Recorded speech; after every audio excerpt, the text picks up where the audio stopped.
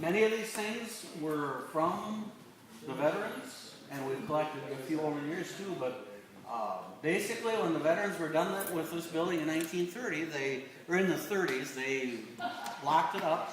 When they built it in 1885, they gave the deed to Litchfield. So Litchfield has owned this building since it was built, and the understanding was it would be kept as a memorial. So many of the things here are from the actual veterans that were members here of this GAR. Anyway, what we definitely try to do is keep this looking like it did when they used it. I mean, obviously, you know, there are a few things that we've changed, but basically we want to, if one of the GAR men would come in today, we'd like them to feel like, yeah, I've been here.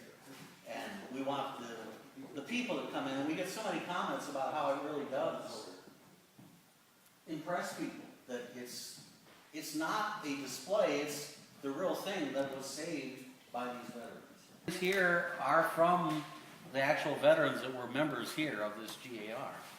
We have rifles, I'm not sure the date, I believe it was early 1960s, that they had 24 Civil War guns that were stolen. Ooh. And of course they didn't have the security back then. So these are from the 1870s, those are parade rifles for the GAR. But that's, as far as I know, about the only thing that actually went missing over the years. So I mean, especially, you know, considering we had these two cannons out front, that's pretty amazing that we didn't lose more, but it is too bad that those disappeared. Everybody was told to bring a chair from home, and they're still marked GAR 1885. And so all of these wooden chairs like this. I don't know if the man brought his own chair or his wife's chair. Anyway, but you'll notice that a lot of them are different. They're similar, but they're a little different. Behind you on the wall is the 99 that they had originally as members, actually 98 plus Frank Daggett, who was passed away by then. But this was the first picture of guys that were gathered and who actually were here for the first ceremony. Now it's named after Frank Daggett, and there's a better picture of Frank up on the right corner there. I tell people that I'm getting ready to do my Frank Daggett imitation. Still working on that, but he was about 5'6", 340. And of course, they didn't have much to help when your heart acted up back then, and so he died at about 38 years old. But he was quite a guy. He was with John Brown, but he wasn't down there at Harper's Ferry. He was visiting his mother in Wisconsin. Otherwise, he probably never would have made it beyond Harper's Ferry. But he did join the Civil War, the Union Army immediately. He was the captain of 2 black artillery groups. So he always was kind of on the edge. And then he had to leave in 1864. His health was bothering him already then. But he was one of the early starters of the GAR, the Grand Army of the Republic. And of course, that's like the Legion or the Vets Clubs today. The chandelier came here in 1885. It has 16 globes. It was kerosene. They said in the wintertime you hardly needed the fireplace. Now, the big rumor was that this was the spoil of the war from New Orleans from a house of ill repute, a bordello.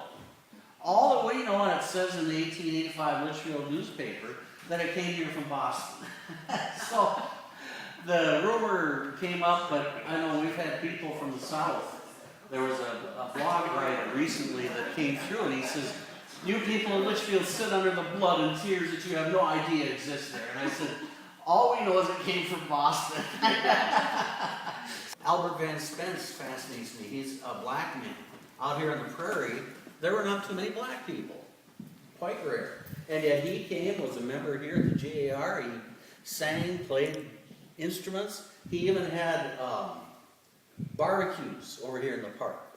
Very much a part of the community. Probably 40, 50 years later, he would have stood out more than he did back in the 1880s. He was a city lamplighter, so we have one of the lamps there that he would have lit. But just very much an active part of the community. This was actually a walled, divided room, and you can see by the 2 doorways even.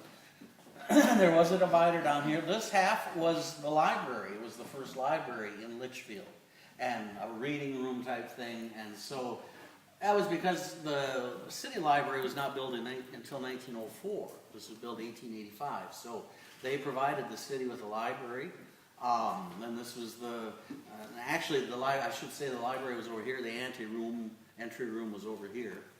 The main room then is basically as it was used. The city owns this building, and they built this one in 1961, and the Meeker County Historical Society was organized to care for it all. All right, so the Historical Society takes care of most of the things in here. The city will take care of major things that need to be done to the building. They do pay the heat and the electricity. So, I mean, it's a tremendous benefit.